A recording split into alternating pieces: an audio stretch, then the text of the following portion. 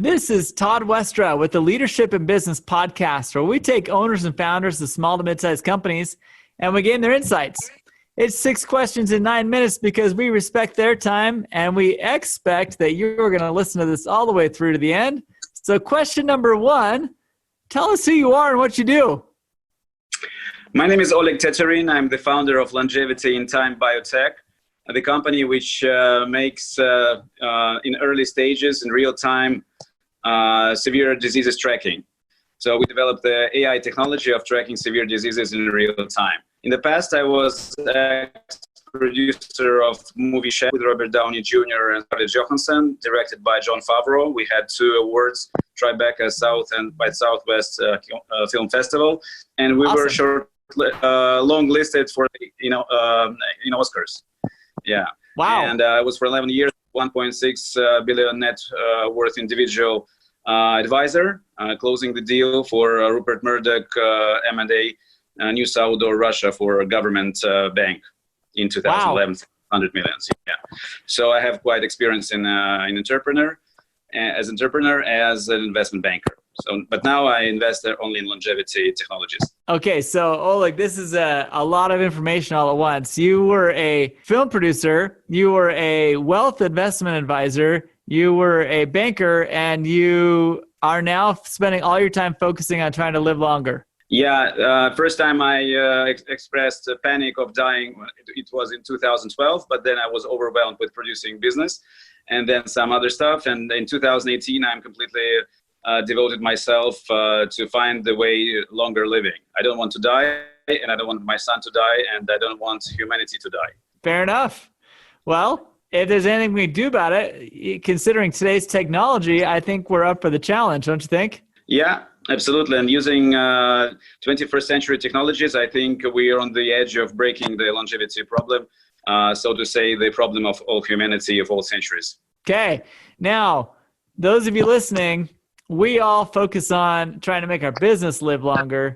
Oleg here is trying to help us make our lives last longer.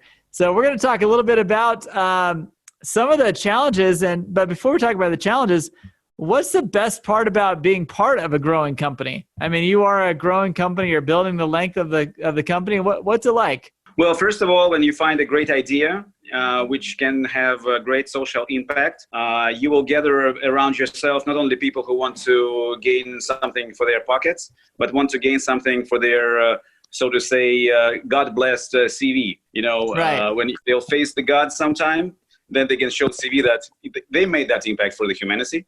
So right now I have about 30 teammates who work for equity. I have a great experience of hiring for Sweat in exchange for equity. The guys are from 11 countries, assembling R&D, AI, machine learning engineers, data scientists, just normal scientists, life sciences scientists, developers, lawyers, managers, sales, advisors, more than 30 guys from 11 countries, and they don't get a penny.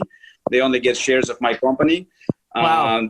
They trusted the valuation of 34 millions since even we're pre-revenue. And they all work for with their hands building the product they believe in.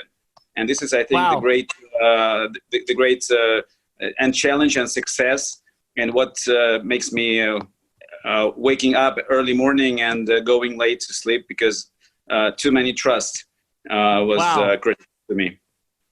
Yeah, you don't hear about this very often, that a person is able to build a 30-person organization, spending all their time focusing on building a company that has yet to generate revenue and yet to pay them anything. Yeah, but when I was trying to help another entrepreneurs with that kind of model, they failed, because the people don't want to invest their time when they build another .com company, with all due respect to their ideas and the technologies. But when they understand that one day they're going to meet the approach of severe diseases or their loved ones, they want to build a product which can save their lives. So now they're building an AI algorithm which can predict, which can track in real time the severe diseases coming, prevent it, and make recommendations how to avoid. So I in the love company, it. we say that Steve Jobs in 56, Paul Allen, the partner of Bill Gates in 64, and mother of Bill Gates in 65, would be alive today if they would have that kind of solution. Because it Yeah. shows no matter how much money you have, no matter how much connections you have, medical advices, and access to technologies, you cannot Yeah. avoid severe diseases developing without you knowing it. And the medicals, the doctors, they can oversleep that problem. What happened with all these three outstanding persons? I So we agree. want No, to fight the problem. I think solving the longevity problem is an interesting and a daunting task. I think that there is a lot of technology that you're probably tapping into, APIs and learning the algorithms that are feeding the information back to help you understand what's going on with their bodies. But tell me, like from an organizational standpoint, there's a lot of people that struggle even when paying their their employees to come work for them, to maintain focus and maintain a culture that drives them to the finish line. What advice do you give people that are having a hard time while paying them from someone who's getting them motivated and excited when not paying them? Well, through my 29 business career, 29 years business career, I hired more than 1,000 people. Wow. And out of these 1,000, maybe 6 or 5 were worth of the money they earned. So percentage is outstanding low. So, but you cannot never figure out how professional they are from the CV until you try Right. them. Actually, I have hired not 30, I have hired 70. The 30 is now working. So the 40 was filtered. But out of this 40, about 20, they went away because they couldn't pay for their checks, and they were part-time with us, and they could not do a perfect job and in there and in here. But right now I know when I'm going to have cash, I'm going to hire them on any amount of money because they have passed this trial period, so to say.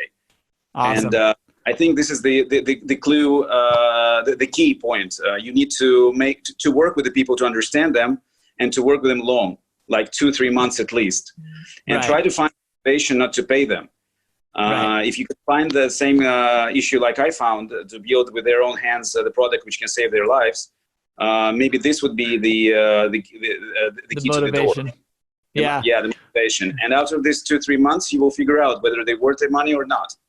Wow. A lot of people listening are probably dying to know about how you're using technology to help them live longer and to build a longer lasting life by eliminating some of the earlier diseases that we can track and trace through a lot of the scanners and equipment we currently wear and utilize. So how do people learn more about that and get a hold of you? Yeah, well, the idea is that our body can live like until 120 years. And none of 118 billion people which lived until today died from the age. Everybody died from the diseases. No, even the lady, the French lady who died at the age of 124, she died of the diseases, not of the age. So the idea is if you track the disease on the most early stage, that you can overpass it and you can live actively longer. How we do it? We do it using the existing wearables like Apple Watch, Xiaomi Band, Fitbit, or whatever. Our own developed portable container, which can distantly collect biomaterials such as blood and urine. And with this container, you just send it to our lab in any country, in any major city. And with mass spectrometer laboratory with a clean vacuum on the atomic level, we make analysis of this of the blood and urine and other samples of biomaterial. And the all data which is collected through wearables and this portable container being downloaded to our artificial intelligence server, analyzed it, and in user-friendly applications, gonna pop up all the risks and all the recommendations how to bypass. We say this is the second, third opinion. You can always double check it with your doctor. Of course, you are the only responsible person for your health, and you should decide whether to trust cold-blooded artificial intelligence or to trust your doctor. We're not medical device; we're more educational one and informational at this moment. So you have your own opinion. Then there is a second opinion of your doctor, and the third opinion of artificial intelligence. You choose. I love it. Well, I'm going to put the URLs to all these sites in the show notes. So if anyone's interested in finding more about this information, feel free to hit the show notes above. Oleg, I appreciate your time today. Feel free to dig into more of this at his website listed above or in the show notes at on the Leadership in Business podcast on LinkedIn or at toddwestra.com. Thank you so much. Thank you.